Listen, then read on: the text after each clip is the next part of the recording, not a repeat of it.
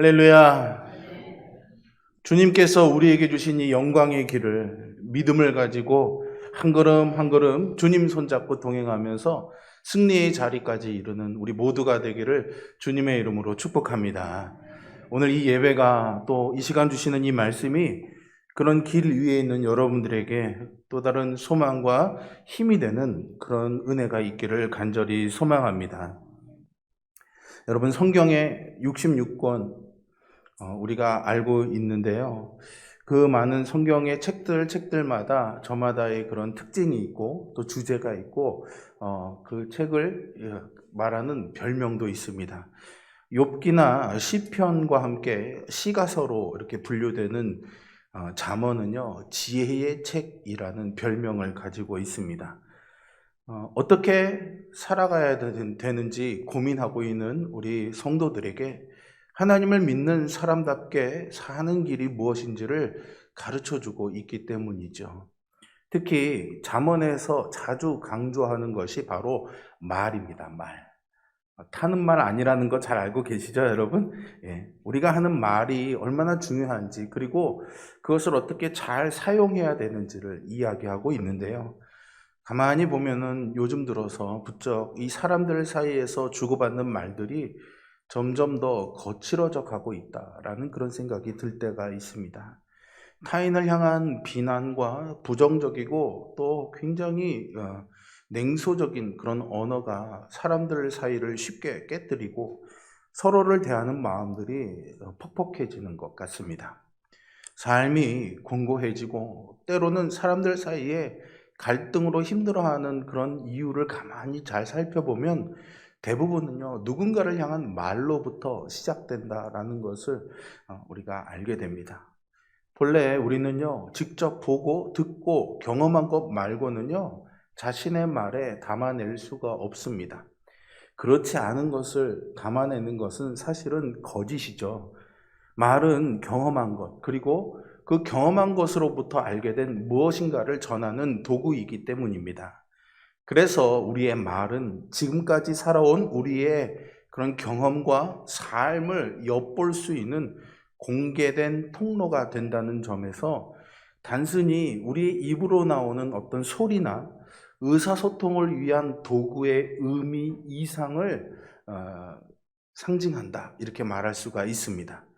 말은 때로는 누군가에게요, 평생 지워지지 않을 그런 상처를 입힐 만큼 치명적인 흉기가 되기도 하지만요, 삶을 포기하려는 누군가에게는 살아갈 충분한 이유를 발견할 수 있도록 돕는 따뜻한 구원의 손길이 될 수도 있습니다. 뿐만 아니죠, 무심결에 자신을 향해서 쏟아냈던 그 말들이 나의 영혼을 파괴하기도 하고요, 하나님을 향했던 수많은 불신의 말들이 결국 우리를 하나님이 안 계신 세계 가운데로 떨어뜨리기도 합니다. 그러니 여러분, 우리는요, 말한 것만 못하다면 말하지 말아야 되고요, 말하지 않는 것보다 나은 말을 할 수 있어야 할 것입니다. 혀를 다스리는 곳에서 생명이 죽고 살기 때문이죠. 그것이 누구의 말이든지 간에 일단 밖으로 내뱉어진 모든 말에는 살아낸 자신의 시간만큼의 무게가 담겨져 있다 생각합니다. 그래서 우리는요, 말하는 것에 신중해야 되고요, 말하기 전에 먼저 듣는 것에 익숙해져야만 합니다. 오늘 본문은요, 바로 이 말 때문에 일어난 긴장된 상황과 마주하게 됩니다. 예수님과 제자들이요, 가이사랴 빌립보라는 도시에 도착했을 때에 일어난 일인데요. 이 가이사랴 빌립보는요, 이 유대 지역의 가장 북쪽에 좀 자리하고 있습니다. 그리고 이름에서 알듯이요, 이 가이사랴라는 것이 로마 황제 가이사, 케사르라고 하는데요, 로마 황제의 이름에서 따온 겁니다. 여러분, 알렉산드리아라는 도시도 들어보신 적 있죠? 그건 알렉산더 대왕이 정복해 가면서 자기의 이름으로 지은 도시입니다. 고대에는 이렇게 황제의 이름, 특별히 정복자의 이름으로 도시들의 이름이 명명되었는데요, 가이사랴 빌립보도 바로 이 황제의 도시로 명명이 된 거죠. 그래서 이 도시는 황제의 도시였고 이 유대 지역을 다스리기 위한 로마의 총독이 파견되어서 주둔하고 있던 도시였습니다. 따라서 황제를 이 세상을 구원할 구원자로 내세운 신상을 세워놓기도 하고요. 황제의 은택과 안전과 화려함을 자랑하던 도시였습니다. 성공한 인생은 이래야지 라고 말하는 것처럼 웅장한 그 도시의 위용을 바라보면서 어쩌면 제자들은 주눅 들었을지도 모르겠는데요. 그런 제자들을 물끄러미 바라보시던 주님께서 29절에서 그들에게 너희들은 나를 누구라고 생각하느냐 이렇게 물어보십니다. 이 주님의 질문에는요, 그 황제의 화려함을 내심 부러운 눈으로 쳐다보는 제자들에게 나는 너희들에게 저런 황제의 자랑거리를 줄 수는 없다. 그런데 대체 너희들은 뭘 보고 이런 나를 따르고 있느냐라는 질문이기도 하죠. 여기에 베드로가요, 아주 자신만만하게 우리가 아는 그 대답을 하지요. 주는 그리스도이십니다 라고 말합니다. 마태복음에는 우리가 잘 아는 것처럼 주는 그리스도시요 살아계신 하나님의 아들이십니다 라는 위대한 신앙의 고백인 거죠. 그리고 이 고백에는요, 제자들이 그리스도를 따랐던 본질적인 이유가 있는 겁니다. 이 대답에 주님께서 아주 마음에 들으셨는지 이때가 되었다, 때가 되었다 싶어서 놀라운 비밀에 대해서 입을 여십니다. 그런데요, 그 비밀이 제자들을 사뭇 당황스럽게 합니다. 왜냐하면 주님이 펼쳐놓으신 비밀은 주님이 고난을 받으시고 대제사장들과 율법학자들, 그러니까 세상의 유력자들에게 배척을 받아서 죽임을 당하실 것이라는 순환의 예고였던 거죠. 아마도 제자들의 귀에는요, 주님의 이 말씀이 이렇게 들리지 않았을까 제가 상상해 보았습니다. 얘들아, 그동안 내가 사실은 말하고 있지 않았지만 이렇게 가다 보면 결국 나는 이 유력자들에 의해서 살해를 당하고 말 거야. 그러면 우리가 계획했던 모든 일들은 실패하게 될 거야. 제자들은요, 우리가 알듯이요, 모든 것을 포기하고 예수님을 따랐죠. 그리고 그런 자신들의 희생과 포기가 빗바래지 않도록 주님을 통해서 세상을 뒤집어 놓을 수 있다는 그런 꿈을 꾸었고, 이제 그들에게는 그 꿈이 이루어질 거다라는 기대감이 한껏 부풀어 있을 때였습니다. 그래서 누가 더 높은 자리에 앉을 것인가? 이것을 가지고도 막 싸웠던 거죠. 그런데 느닷없이 예수님께서 아무래도 하나님 나라 복음 운동이 성공하기에는 이미 틀린 것 같다, 이렇게 실패를 받아들이는 듯한 말씀을 합니다. 제자들의 입장에서는요, 너무 허탈하고 당황스러웠겠죠.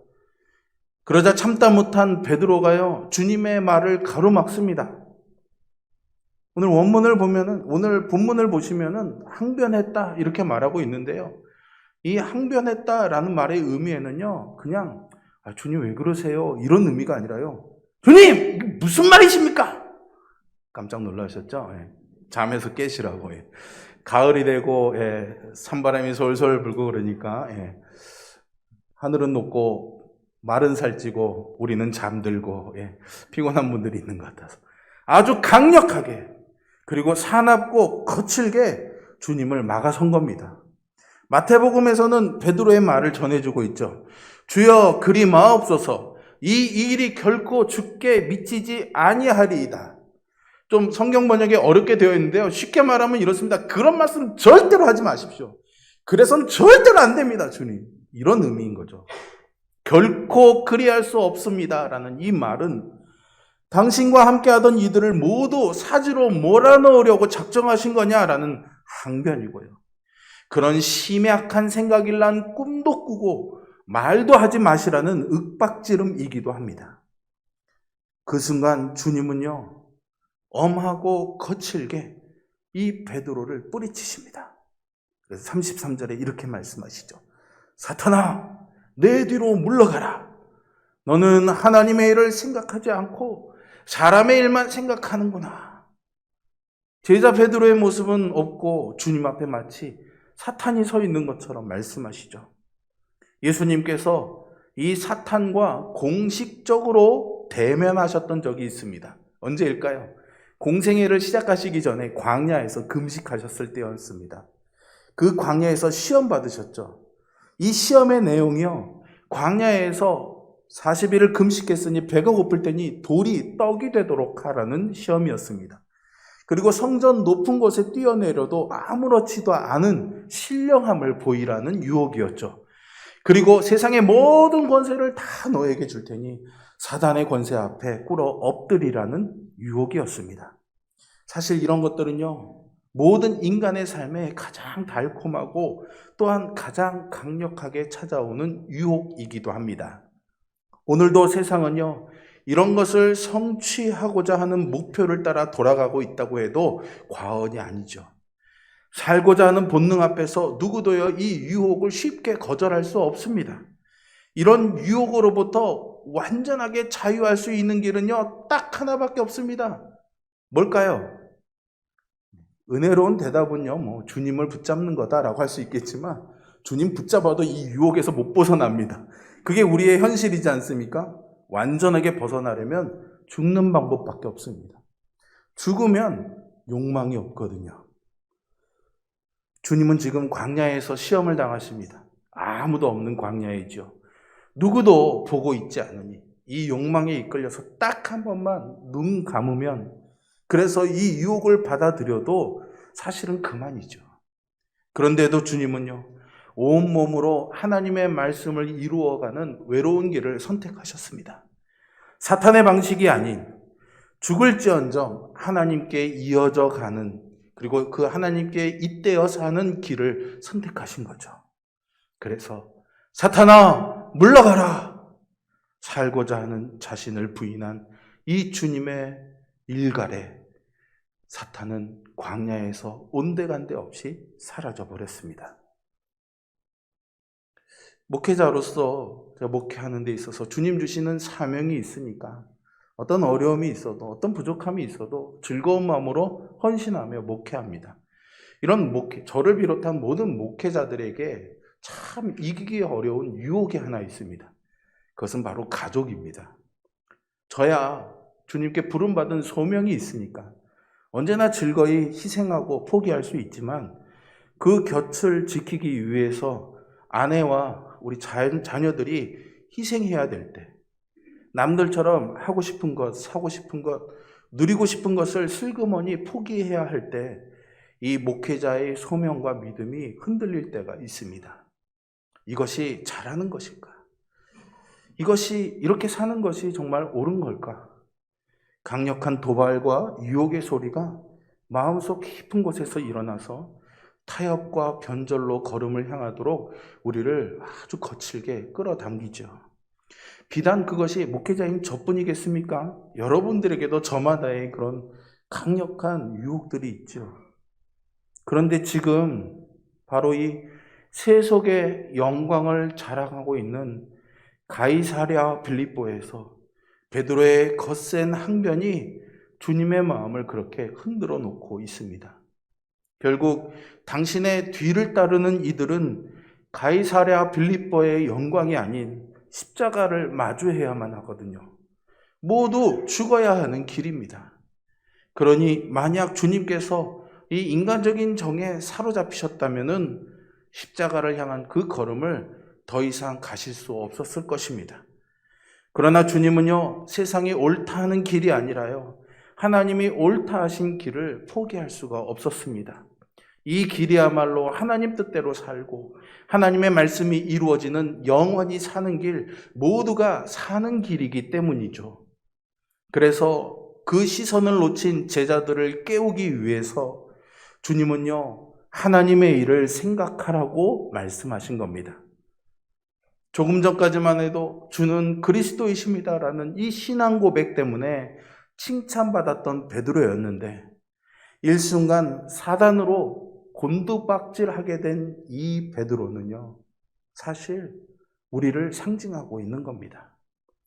주님을 따르는 본질적인 이유가 주님이야말로 하나님이 보내주신 구원자 그리스도시라는 것을 발견했기 때문이라고 말하던 그였습니다.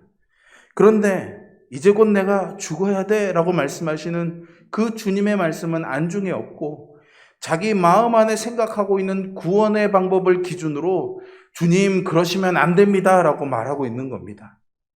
세상을 개혁하고 신앙을 회복할 수 있는 하나님의 종이라면 당연히 가장 높은 곳에서 가장 영예롭게 능력 있는 권세자가 되어야 한다고 생각했던 거죠.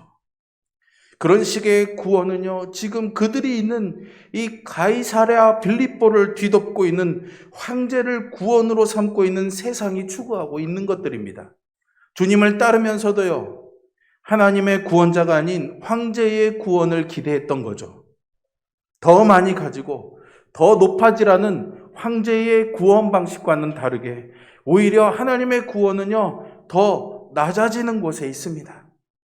십자가야말로 이런 하나님의 구원 방식을 모두 응축한 결론이라고 할 수 있습니다. 그러나 이 황제의 구원 방식에 우리는 너무나 익숙해져 있습니다. 조금 더 힘이 있어야 되고, 조금 더 돈이 있어야 되고, 조금 더 권세가 있어야 주님의 일 잘할 수 있지 않느냐? 우리는 여기에 너무 익숙해져 있지 않나요? 그런 우리에게는 십자가에 달리는 것은 실패이고 헛된 죽음으로밖에 보일 수 없습니다.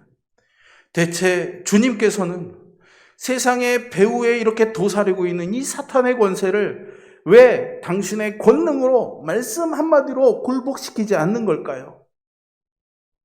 분명하게 말씀드릴 수 있는 것은 만약 주님께서 천군 천사를 불러서 이 사탄을 일갈해서 한 번에 몰아 넘어뜨리셨다면 사탄은요 아마 웃으면서 죽지 않았을까? 저는 그렇게 생각해 봅니다. 왜 그럴까요?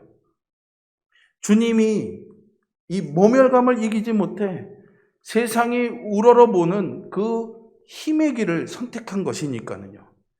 그 자체로서가 바로 하나님의 방식이 아닌 사탄의 방식을 선택한 셈이니 결국은 사탄이 이긴 셈이 되고 맙니다. 하나님의 아들이 사람의 일에 걸려 넘어지게 되는 거죠. 결국 베드로는요, 주님을 따르면서도 사단이 쥐고 있는 것을 주실 수 있기를, 사단이 이끄는 길로 인도해 주시기를 바라고 있던 셈입니다. 우리는요, 이런 베드로를 감히 비난할 자격이 없습니다. 십자가를 향해 나가신 주님을 따른다 하면서도 사탄이 광야에서 주님을 유혹했던 먹을 것, 명예, 권세와 성공, 세상의 영광만을 마음에 담은 채 그저 십자가 주변을 겉돌고 있는 것이 바로 나이기 때문이죠. 여전히 손해보는 것 같고 망하는 것 같고 죽을 것 같다고 여겨지는 순간이면 그러시면 안 됩니다라고 가로막았던 베드로처럼 우리도 그러기 때문입니다. 뿐만 아니죠. 저 사람보다 못하고 저만큼 못하면은 실패했다고 생각합니다. 사탄아, 내 뒤로 물러가라. 이 주님의 말씀은 그런 우리에게 비수처럼 날카롭게 향하고 있습니다. 세상의 권세 앞에 연약해진 우리의 폐부를 찌르고 있는 거죠. 그러니 부끄럽고 민망하고 그 상처는 치명적일 수 있습니다. 그러나 여러분, 우리에게는요, 아직 소망이 있습니다. 어떤 소망일까요? 그것을 지금 말씀드리겠습니다. 주님은 베드로에게 물러가라 했습니다. 그런데 이 물러가라 라는 주님의 말씀은 당신과 함께 할 수 없다고 우리를 내치시는 말씀이 아니었습니다. 이놈, 당장 썩 꺼지거라! 이 말이 아니었다고요. 내 뒤로 물러나라 하셨잖아요. 당신의 뒤로 물러나라 하는 이 말씀 때문에 우리는 어쩌면 우리의 혈기대로, 우리의 방식대로 되지 못해서 씩씩거리고 있는 그 거친 호흡을 가다듬고 주님의 등 뒤에서야 비로소 주님이 어떻게 호흡하고 계시는지 주님의 그 마음을 고스란히 느낄 수 있습니다. 주님의 등 뒤야말로 세상의 유혹에 휘둘리는 나는 간 곳 없고 주님의 모습만 보이는 주님과 가장 가까운 곳이었던 거죠. 그러니 내 뒤로 물러서라 라는 주님의 말씀은 나를 따르라는 말씀입니다. 이런 우리를 당신의 제자로 부르시는 초대이며 믿음인 것이죠. 그리스도인이라면 누구나 자기를 부인하고 제 십자가를 지고 따라야 된다라는 이 주님의 말씀을 듣습니다. 누구라도 이 주님의 부르심으로부터 자유로울 수가 없습니다. 십자가는요, 언제나 골고다 언덕 위에만 있는 것이 아닙니다. 그 십자가는 이제 여러분들의 삶과 시간 안에 놓여져 있습니다. 두리번거리지 않고 정신 똑바로 차리고 주님만 보고 걸어야 되는 모든 순간이 바로 내가 지고 갈 십자가가 놓인 곳이죠. 십자가 앞에서 화려하고 멋진 세상의 구원이 아닌 하나님의 구원의 방법, 하나님이 가르쳐 주신 하나님의 백성답게 살아가는 용기 있는 선택 앞에 서야 합니다. 그것이 십자가를 짊어지고 주님을 따르는 제자에게 요구되는 믿음이죠. 그러니 그 길에는 환난과 죽음, 세상의 멸시와 조롱도 드리워져 있습니다. 베드로가 주님께 했듯이 나의 가장 가까운 이들로부터 당신은 틀렸어. 그렇게 하면 안 되지. 그럴 수 없어. 라는 비난이 날카롭게 가슴을 파고들고 누구라도 성공과 성취, 자기 욕망을 거부하고 주변의 조롱과 멸시를 감내해야만 합니다. 끊임없이 부러움을 따라가고 싶은 자기의 마음, 그 마음이 가득한 자신을 부인하고 하나님의 자녀답게 살아가는 길이죠. 세상을 거슬러 올라가야 하는 외로운 길이기도 합니다. 그래서 십자가를 향해서 나아가는 것은 제 목숨보다 더 소중한 그 무엇이 저 십자가 너머에 있다는 것을 발견한 사람만이 갈 수 있습니다. 여전히 주님께로 한 걸음 더 나아가지 못하고 있는 것은 내가 바라던 것, 내가 중요하게 여기던 것, 내 목숨이 더 커 보였기 때문입니다. 그럴 때면 세상의 위용 앞에 압도당하기 마련이죠. 언제 화려한 이 황제의 영광 앞에서 순간적으로 베드로를 주눅들게 했던 것처럼 두려움이나 부러움이 악마의 기세처럼 꿈틀대면서 우리를 덮쳐올지 모릅니다. 그럴 때 어떻게 해야 될까요? 오늘 본문의 말씀을 통해서 생각해 보면 무엇을 하려고 자꾸 허둥대지 말고요. 우리가 있어야 할 자리를 찾는 것이 우선입니다. 그 자리는 어디일까요?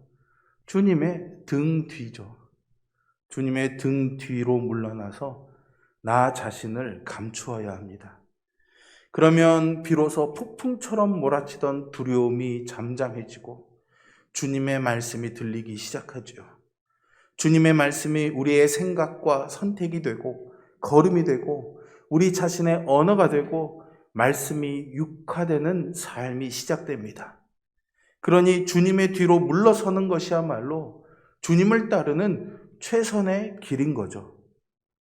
주님은 모든 선택의 순간마다 기꺼이 하나님의 뜻을 선택하심으로 하나님의 말씀을 자신의 삶에 오롯이 살아있는 말씀이 되게 하셨습니다.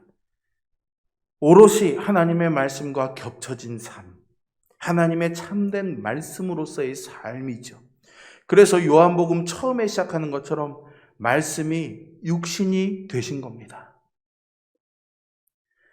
그러니 우리도 주님께만 듣고 들은 말씀을 우리의 삶에 채워갔으면 좋겠습니다. 한 입으로 두말하지 마십시오. 주님을 믿는다 하면서도 주님 아닌 것에 기웃거려서는 곤란합니다. 주님을 따른다고 했으니 이제 우리의 삶에 담아내는 말은 늘 주님을 그리스도로 고백하는 삶의 언어로 채우셔야 합니다. 삶으로 주님의 말씀을 아멘하면서 살아가게 될 때 모욕과 비난이 찾아와도 마음이 상하지 않고 어려움을 견뎌낼 수 있을 것입니다. 두렵고 억울하고 외롭지 않습니다. 믿음의 고백이 있는 곳에 사탄은 떠나가고 나를 의롭다 하시는 주님이 계시기 때문이죠. 여러분, 오늘 이 주님의 말씀을 듣고 우리 모두가 주님의 등 뒤로 물러났으면 좋겠습니다. 세상의 수많은 말들을 우리의 머리에 담아놓고 사는 것이 아니라 주님의 말씀과 섞어서 사는 것이 아니라 이제는 그 주님의 말씀을 내 마음에, 내 삶에 오롯이 담아내어 어떤 소리가 들려도 어떤 유혹이 있을지라도 우리가 가야 될 그 십자가의 길을 바라보며 주님을 앞세우고 살아가는 우리들. 주님을 가로막는 것이 아니라 주님의 등 뒤에서 주님을 따라가는 그런 복된 인생을 사는 우리 모두가 되기를 주님의 이름으로 축복합니다. 기도하겠습니다.